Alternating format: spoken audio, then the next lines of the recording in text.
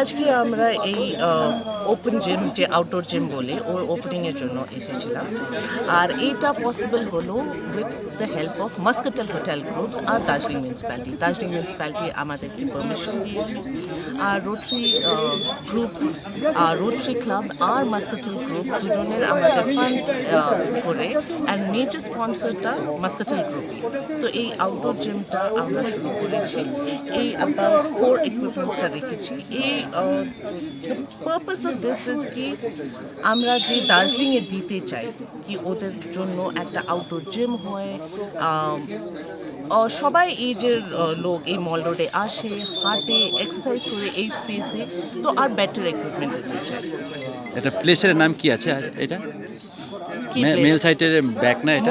মল রোডের back side এই হাওয়াঘাটটা।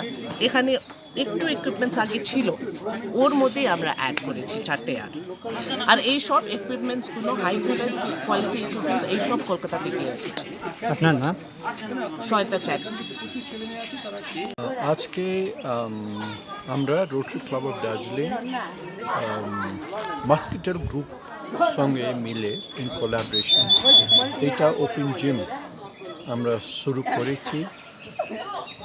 আমি ভাবছি এটা খুব ভালো আমাদের সিনিয়র সিটিজেন জন্য, আমাদের ইউথ জন্য, আর আমাদের মেয়েদের জন্য। মেয়েরা এখানে এসে এই ইকুইপমেন্টগুলো চালায়।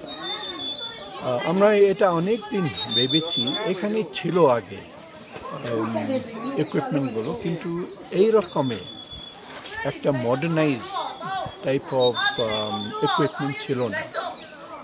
আমরা দেখেছি অন্য জায়গাতে, বম্বেতে, ফরেন কান্ট্রিতে, এই পার্কে, বিশেষ করে ওপেন স্পেসে এই টাইপের ইকুইপমেন্ট, এক্সারসাইজ করা ইকুইপমেন্ট অনেক রাখে। আর মর্নিং ওয়াকার্সের জন্যে, সিনিয়র সিটিজেন জন্যে, আর ওরা ইউজ করে, এটা বেনিফিট হয়। ওই কারণে আমরা মাস্কিটেল গ্রুপ সঙ্গে মিলে এটা খুলেছি। আমাকে বিশ্বাস আছে কি আমাদের ইউথরা, আমাদের সিনিয়র সিটিজেনরা, আর মর্নিং হেলথ ক্লাব, আর যারা হেলথ কনসিয়াস আছে এই ইকুইপমেন্টগুলো ইউজ করবে।